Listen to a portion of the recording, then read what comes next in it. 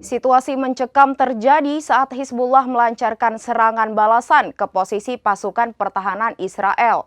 Hizbullah meluncurkan 100 roket Katyusha ke dua markas Israel yang ada di perbatasan Lebanon. Serangan itu mengakibatkan markas IDF terbakar hingga terdengar dentuman keras. Pertahanan Israel atau IDF. Hizbullah meluncurkan 100 roket Katyusha ke dua markas Israel yang ada di perbatasan Lebanon.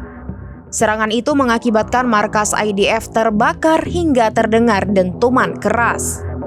Dikutip dari tribunnews.com, 100 roket Katyusha Hizbullah diluncurkan pada Rabu 3 Juli. Serangan itu menghancurkan dua markas IDF yang berada di dataran tinggi Golan.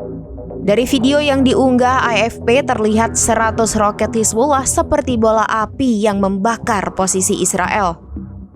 Demikian informasi terkini Syederalon, saksikan terus informasi lainnya. Jangan lupa like dan share seluruh akun serambijus.com.